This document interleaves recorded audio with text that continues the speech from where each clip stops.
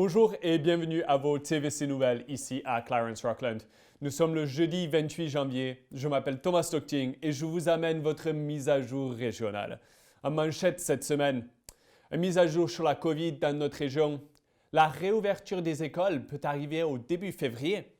Le centre Roger Seguin nous parle du vaccin contre la COVID-19. Respecter les règles ne veut pas dire ne pas s'amuser.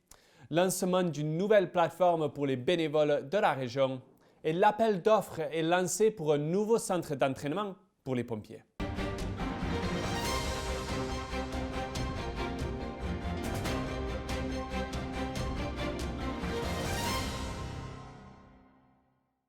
À partir de cette semaine, tous les résidents des établissements de longue durée de la région ont reçu leur première dose de vaccin contre la COVID-19. Nous avons parlé à une résidente et un membre du staff du centre d'accueil Roger Seguin quelques jours après avoir reçu leur vaccin. Donc, tout d'abord, je voulais juste vous demander, dans l'année qui s'est passée, combien de changements y a-t-il eu au centre d'accueil Roger Seguin? Est-ce que votre vie a changé énormément? Oui, beaucoup. J'ai pas pu voir mes enfants. Oui, absolument. C'est quand la dernière fois que vous avez pu voir votre famille? Non, je me souviens pas, là. À l'automne. Ouais.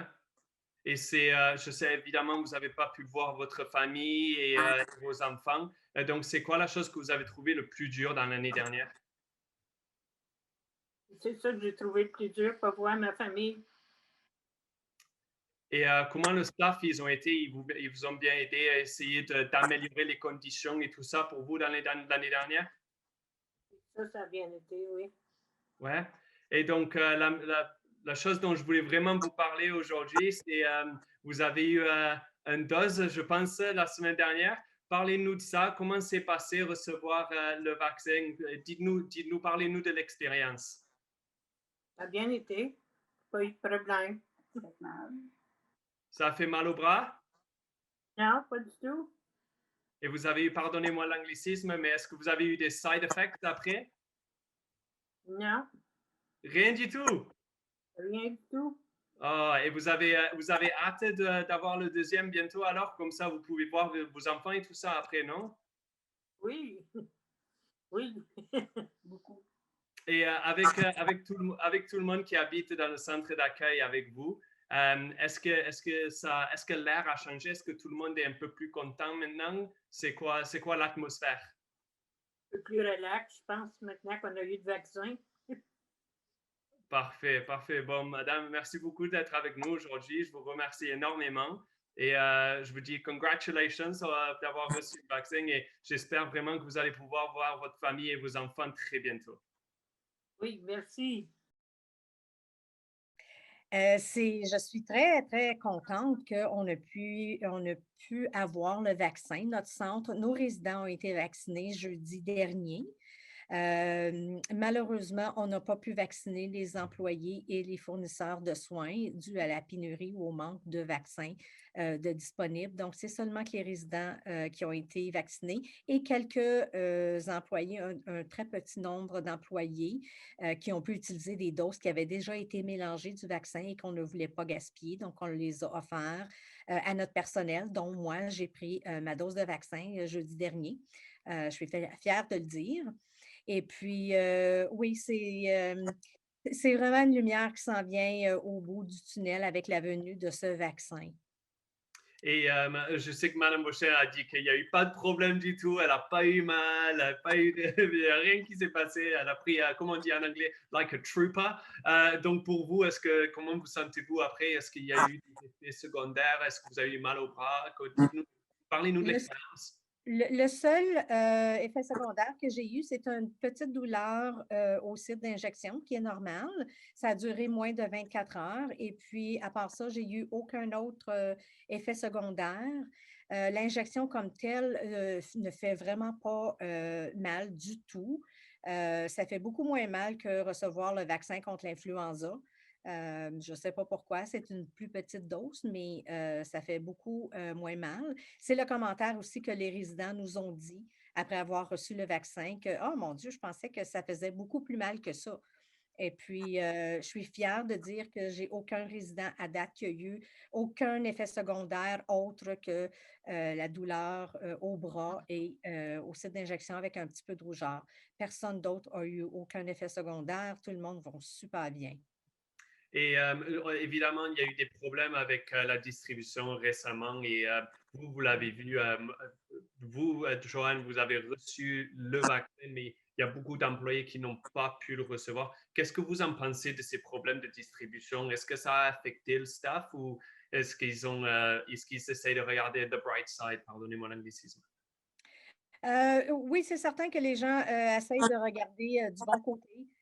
Oui, on a été très, très déçus à cette nouvelle parce que nous, on recevait nos vaccins jeudi matin et puis mercredi, on a su mercredi en fin d'après-midi que c'était seulement que les résidents qui allaient obtenir le vaccin. Donc, tout le travail qu'on avait fait pour s'assurer que tout le monde soit présent, que les gens puissent venir, avoir toutes leurs informations, leur consentement et tout, et tout, et tout.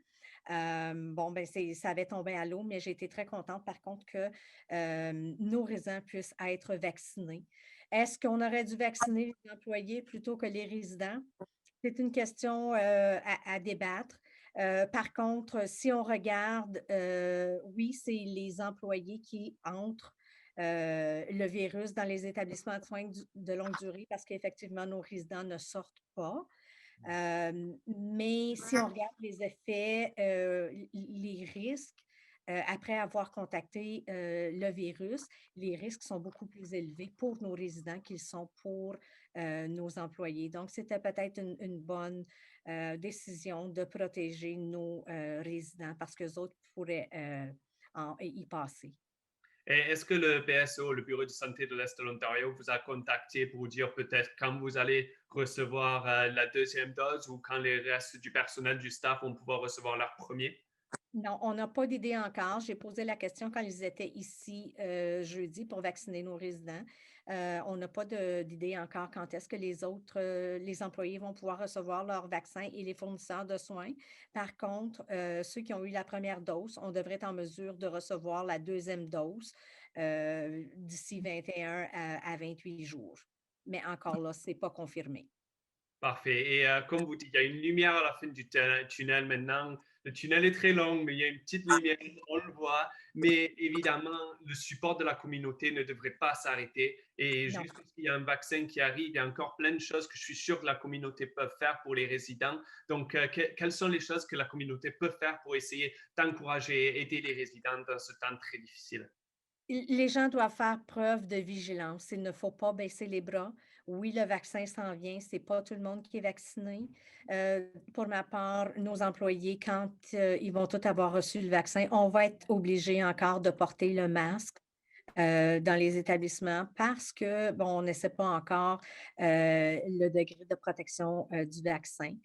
Euh, les gens doivent ne pas baisser les bras, rester à la maison tel que demandé, respecter la distanciation. C'est certain que le vaccin s'en vient, mais présentement, il ne faut pas baisser les bras. Il faut vraiment continuer, vraiment rester à la maison. Si vous n'avez pas besoin de sortir, restez à la maison. C'est comme ça que vous allez pouvoir protéger nos employés qui vont protéger nos résidents. Avec de nombreux membres du personnel n'ayant pas reçu de vaccin, nous avons demandé au médecin en chef du BSO, le Dr Paul Roumeliotis, s'ils allaient faire vacciner tous les employés avant de passer dans les maisons de retraite. En effet, le nouveau directif que nous avons reçu, c'est de vacciner en premier lieu les résidents des maisons de longue durée. Et deuxième, on va continuer avec les maisons de retraite qui sont en haut risque. Et après ça, on va continuer avec les maisons de retraite des aînés. En effet, c'est les aînés qui sont dans les maisons, les groupes, etc. Une fois que nous avons fini avec tous les résidents, nous allons retourner pour commencer à faire les employés et les visiteurs. Mais comme première priorité, c'est les résidents de les maisons de longue durée. Après, c'est les résidents des maisons de groupe de retraite. Et évidemment, avec le délai de la distribution en ce moment, on n'a pas encore une date pour ça. En effet, nous continuons cette semaine, nous allons continuer à finir avec, nous avons une maison de longue durée à finir, ça va être fait demain, et nous allons faire quelques maisons de retraite cette semaine et en attendant de vaccin la semaine prochaine. Donc, on est supposé de recevoir le vaccin de façon régulière dès la semaine prochaine. Donc, on va continuer, on va faire toutes les maisons de retraite et on va retourner pour donner le deuxième dose aux résidents des maisons de longue durée. Dans les chiffres locaux, en ce moment, dans Prescott et Russell, il y a 134 cas avec la moyenne mobile de 5 jours qui descend jusqu'à 54, toujours malheureusement au-dessus de la ligne de 40 qui nous ramènerait dans la zone rouge. Clarence-Rockland compte 30 cas actifs, ce qui porte le total dans la région à 278 depuis le début de la pandémie. L'apprentissage en classe devrait recommencer dans Prescott et Russell dans les prochaines semaines. Cependant, l'une des raisons de garder les enfants à la maison était d'arrêter la propagation du virus. Nous avons demandé au Dr Paul Roumeliotis si c'était la bonne chose à faire de renvoyer les enfants aux écoles avant que les enseignants aient reçu leur vaccin. Oui. Écoutez, je pense que on ne peut pas attendre pour le vaccin de vacciner tout le monde. Ça va aller jusqu'à avril. Donc, si on attendrait pour le vaccin, les enfants n'auront pas de l'école jusqu'au mois d'avril. Ce n'est pas logique. Je pense que qu'est-ce qu'on va faire? Nous, on va se baser sur le taux d'infection autour de nous. Et dans notre région, on voit que c'est en diminuant, surtout à Prescott Russell, SDNG, le taux va dans le bon trajet, à mon avis. Donc, je pense qu'on n'est pas loin d'ouvrir les écoles dans notre région. En effet, ceci est réévalué à chaque semaine. Donc, ça pourrait ouvrir la semaine prochaine ou la semaine après, à mon avis. Ça va dépendre au niveau de la décision du gouvernement qui va être demain. Je pense qu'on ne peut pas attendre pour le vaccin. Idéalement, oui, mais on a eu une bonne rentrée à l'école au mois de septembre. On n'avait pas de vaccin. Toutes les précautions qu'on a faites étaient bien, mais qu'est-ce qu'on voit, c'est que si on a une hausse niveau de transmission dans notre région, comme on avait en mois de décembre, début janvier, en effet, ça va rentrer à l'école. Comme ça rentre au niveau des aux maisons de longue durée. Donc, notre but est de diminuer le plus possible la transmission dans notre communauté. Et à ce moment-là, on pourrait rouvrir les écoles de façon sécure. Pas que les écoles ne sont pas sécures, mais si on a des personnes qui rentrent, qui sont en incubation et exposent les autres, ça dérange beaucoup les écoles. Donc, c'est pour ça qu'on était mieux d'attendre parce que là, je veux tantôt que juste en mois de décembre, on a eu 105 enfants entre 3 et 13 ans qui étaient infectés par le COVID. Et ça, c'était pendant les vacances. La semaine dernière, il y avait eu une confusion à Cumberland, car un bénévole à la patinoire communautaire a été sanctionné pour avoir permis son fils de patiner avec sa bâton d'hockey. L'amende a été annulée après une clarification des règles, alors souvenez-vous, vous pouvez patiner, mais vous ne pouvez pas jouer au hockey, avec ou sans rondelle. Le temps passé sur la glace en hiver est une tradition fondamentale pour les Canadiens depuis des générations, et le maintien de sa surface peut être un processus thérapeutique. Je me suis entretenu avec Marc Blais, un bénévole de la communauté de Cumberland, pour parler de l'importance de cette patinoire pour la communauté locale, surtout en ces temps difficiles. Écoute, ça affecte tout le monde. Je crois que j'ai des enfants de 3-4 ans qui débutent, qui apprennent à patiner ici, jusqu'à des gens à la retraite dans les 70, même près de 80, qui viennent patiner quotidiennement. Ils viennent prendre de l'exercice, prendre de la belle air fraîche. C'est bon pour le moral, c'est bon pour l'esprit et la santé mentale, je crois vraiment. Et pour la patinoire elle-même, je sais que vous faites beaucoup de travail dessus, mais est-ce que vous êtes tout seul? Oh, absolument pas. Je suis la personne qui a levé sa main au début de tout, mais j'ai un gros support de la communauté. J'ai des gens, j'ai des fermiers, j'ai des policiers, des ingénieurs, les enfants. Tous les jours, ils nous aident à pelleter. Le soir, quand on arrête pour fermer, pour flotter, j'ai toujours de l'aide. J'ai jamais besoin de l'aide, même au point où il a fallu que j'apporte d'autres pelles de la maison parce que j'en avais juste 6 ou 7 et un balai. Là, maintenant, j'ai 3 balais et 10 pelles pour garder tout le monde occupé parce que le monde, ils veulent nous aider. Et souvent, c'est la génération de 17 à 25 ans qui sont ici à cette heure-là. Et boy, je te dis, ils sont vraiment impressionnants. Les jeunes étudiants, ils veulent travailler, ils ont un gros sens d'esprit de communauté. Et quand ils ont fini, ils font comme moi, ils se mettent de côté, ils regardent la patinoire, ils disent « Wow, on a une belle place » et ils sont fiers. Et ça me fait chaud au cœur. Et je sais que vous êtes la personne que vous avez dit qui a levé la main au début, mais est-ce que vous pensez qu'il y a plus de volontaires, plus de bénévoles qui veulent aider cette année parce qu'on est dans un temps vraiment difficile. Alors je vois de partout, on voit de partout qu'il y a il y a plus de gens qui veulent aider leur communauté. Est-ce que c'est quelque chose que vous voyez ici? Je crois que oui. Je crois que, comme vous dites, la raison de la pandémie, il y a bien des gens qui sont pris à la maison, qui se sentent à rien faire. Donc, ils viennent ici, ils viennent nous aider, ils viennent prendre de l'air. Espérons que ça continue avec les années à suivre. Je sais, en ce moment, il y a plusieurs personnes qui n'ont pas de hockey, ils n'ont pas de curling, ils n'ont pas d'autres activités. Donc, ici, c'est leur activité. C'est triste qu'on ne peut pas jouer des sports. J'aimerais avoir une journée de curling ou une journée de hockey. Mais écoute, c'est pour la santé. Donc, on comprend tout ça. Mais on est choyé avec une communauté extraordinaire qui vient nous aider quotidiennement. Et je sais que vous avez dit que c'est votre première année à faire ça. Est-ce que vous pensez que vous allez continuer peut-être l'année prochaine? Écoute, nous avons déménagé ici à Cumberland au mois de septembre et on voulait s'intégrer dans la communauté. Ça nous a tombé dans les mains décembre le 22. Il n'y avait personne, j'ai levé la main et j'ai toujours coaché le hockey chaque année et je pense que j'ai plus de plaisir à prendre soin de la patinoire qu'emmener une équipe gagnante au championnat régional. Ici, on prend soin de toute la communauté. On affecte les petits, les vieux, les moyens, tout le monde. Quand je coach une équipe, je prends soin juste de 16 ou 17 joueurs. Donc ici, j'affecte plusieurs personnes et je rencontre tellement du bon monde. Donc oui, je pense que je vais lever la main encore l'année prochaine s'ils veulent m'avoir. Et finalement, Marc, quand pensez-vous que la patinoire va devoir fermer cette année? Ça, c'est une question pour higher powers, comme tu dirais. Donc, j'espère jusqu'au mois de mars parce que nous avons une vraiment belle base. La grosse tempête de neige qu'on a eue, elle nous a fait travailler fort, mais on a utilisé cette neige pour rebâtir notre patinoire avec une belle croûte de neige. Donc, j'ai de la glace, j'ai une nouvelle glace. Donc, il y a des régions qu'on a 5-6 pouces de neige. On espère, si Mother Nature peut travailler avec nous jusqu'au mois de mars, mais on verra bien. Bon, parfait, Marc. Je vous remercie d'être avec nous aujourd'hui et je vous félicite pour votre travail et j'espère que la communauté puisse continuer à accéder à cette patinoire et se régaler. Un gros plaisir et la prochaine fois, amenez vos patins. Nous vous rappelons donc que si vous souhaitez faire de l'exercice à l'extérieur pendant cette pandémie, assurez-vous d'abord de vérifier vos restrictions locales.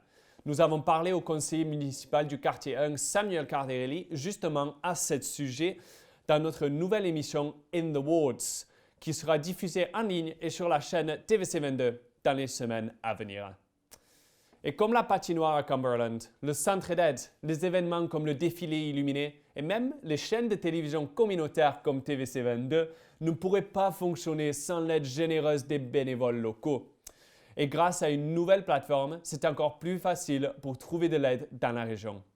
Que vous soyez à la recherche de bénévoles ou si vous souhaitez donner un peu de votre temps pour aider votre communauté, il y a une nouvelle plateforme à laquelle vous pouvez vous inscrire.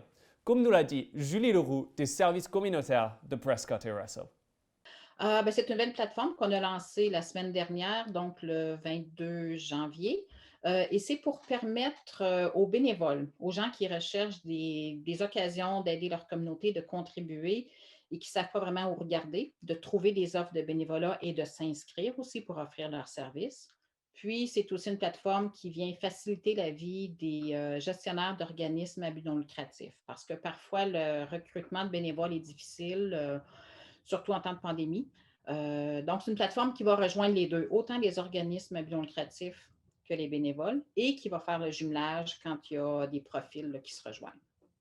Et évidemment, comme vous avez dit, cette plateforme est exclusivement pour des bénévoles, ceux qui veulent être bénévoles et les organisations qui ont peut-être besoin des bénévoles aussi. Donc, pourquoi diriez-vous que les volontaires et les bénévoles dans la communauté locale sont tellement importantes?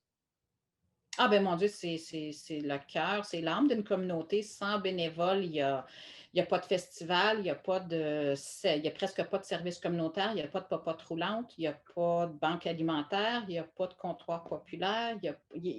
Sans bénévoles, c'est ennuyant une communauté. En fait, c'est pas vivant, tout simplement. Absolument. Nous, on le voit ici aussi à la télévision communautaire à Clarence Rockland. Le plus de bénévoles on a, le plus de reportages on peut faire et tout ça. Donc, j'utilise ce moment pour faire un petit plug. Si vous êtes en région Ah et oui. vous voulez travailler en télévision, venez avec nous.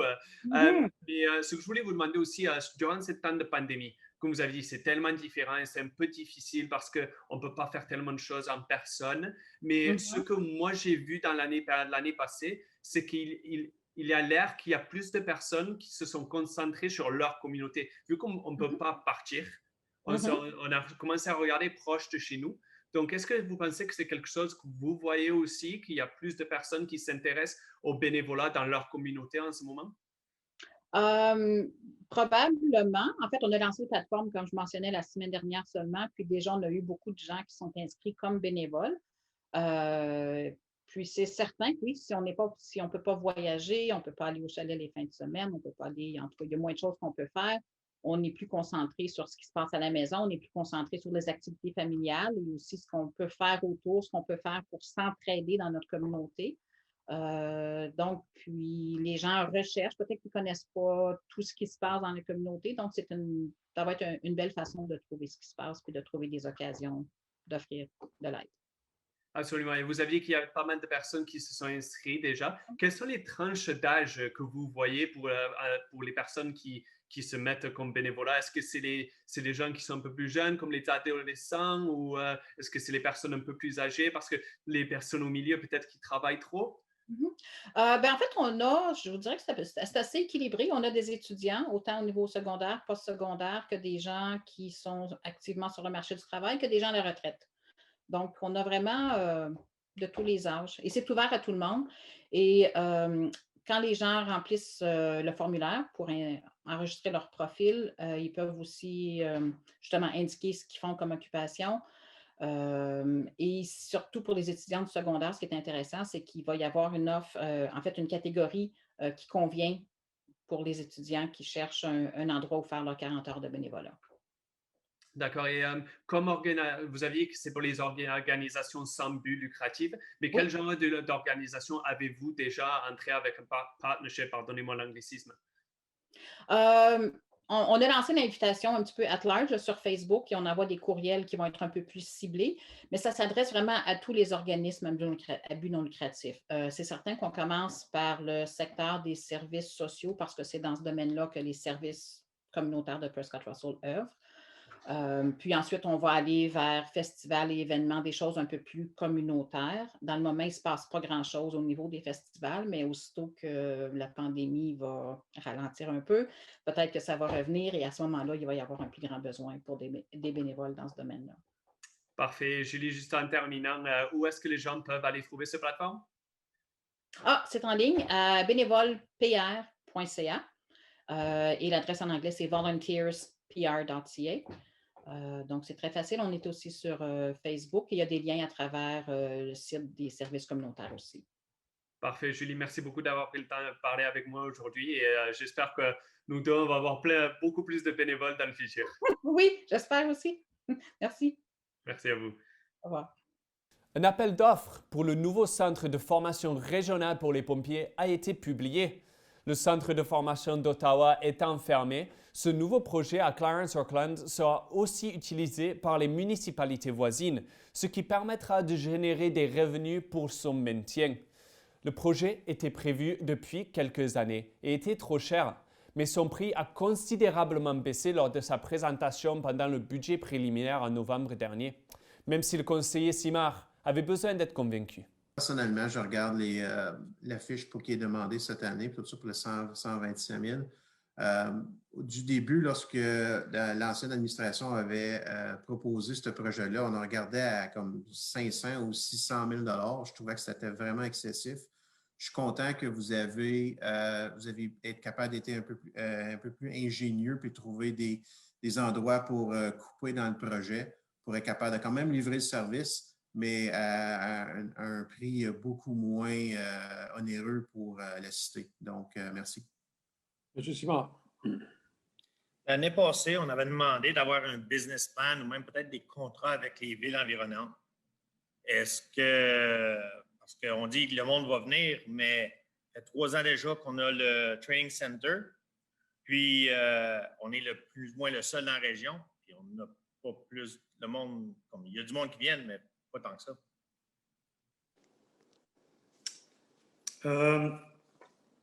Les chiffres que je vous ai donnés tantôt, on commence à avoir, comme je vous disais, on offre une dizaine de cours, pas plus que ça. On donne de la formation très spécialisée au RTC. Donc, on donne une dizaine de cours. On a quand même 71 pompiers qu'on a formés en 2020 pendant une pandémie. Donc, l'intérêt est là. On a des demandes sur une base à chaque semaine. Et puis, on a 20 différents services d'incendie d'un peu partout en Ontario qui viennent à notre centre de formation régionale. Donc, je crois que la popularité a grandi. Et puis, en offrant des services, de la bonne formation, avec de la bonne équipement, le mot se passe, puis les gens vont vouloir venir ici. Oui, mais le business plan puis les contrats, eux autres, qu'on a demandé l'année passée, on n'a pas regardé ça? Il n'y a pas une municipalité qui va nous donner un contrat. On a des lettres de support, d'intérêt, qui nous disent que oui, on envoie des pompiers là, mais il n'y a pas un service d'incendie qui va mettre sur papier, qui va envoyer 20 pompiers par année à chaque année. Malheureusement. Il ne faut pas oublier, M. Simard, qu'on sauve beaucoup d'argent en entraînant nos gens, nous, ici. On n'a pas de dépenses d'hôtel puis de traveling, de millage, ces affaires-là à payer comme qu'on aurait été obligé dans le passé. Je comprends, mais l'année passée, ils nous ont dit qu'ils étaient pour nous amener quelque chose. Puis là, on n'en a pas. C'est rien que ça que je demande. Je sais qu'on a eu un chef, là. M. Simard, on a eu un changement de chef aussi. Il faut donner une chance au chef. M. Villeneuve est encore là. Une autre question de même. Pourquoi qu'on a besoin d'un decontamination center quand si on aurait un feu normal, on n'aura pas de decontamination center à côté de la maison qui brûle? Bon point, très bonne question. La sécurité des pompiers est primordiale. La décontamination fait partie de ça.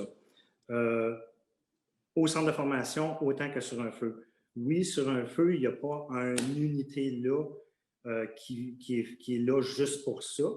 Par contre, chacune de nos pompes maintenant sont équipées d'équipements de décontamination dans la pompe même, que ce soit des boyaux, des brosses, du savon, des masques N95, ainsi de suite, pour faire de la contamination sur la scène.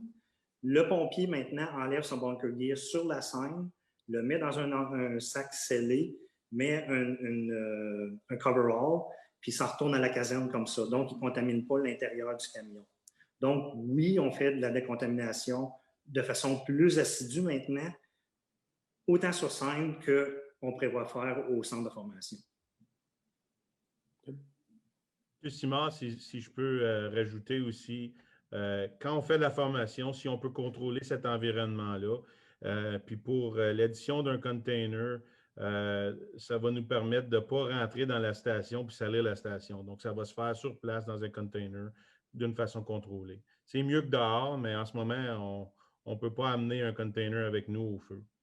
Donc, c'est tout pour cette édition de TVC Nouvelles. Si vous souhaitez en savoir un peu plus sur les entrevues de ce programme, vous pouvez en regarder la plupart dans un format plus long sur notre chaîne YouTube.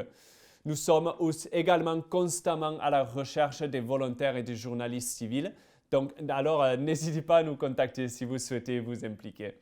Si vous avez une histoire locale qui nécessite plus d'attention, faites-moi savoir. Vous pouvez me joindre par courriel électronique à nouvelles avec un S à la fin, @tvc22.ca ou par téléphone au 603 446 6037, poste numéro 4, ou bien sûr nous trouver sur l'un de nos médias sociaux. Passez un bon week-end, Clarence Rockland. Restez toujours chez vous si vous le pouvez et je vous rejoindrai la semaine prochaine. Au revoir.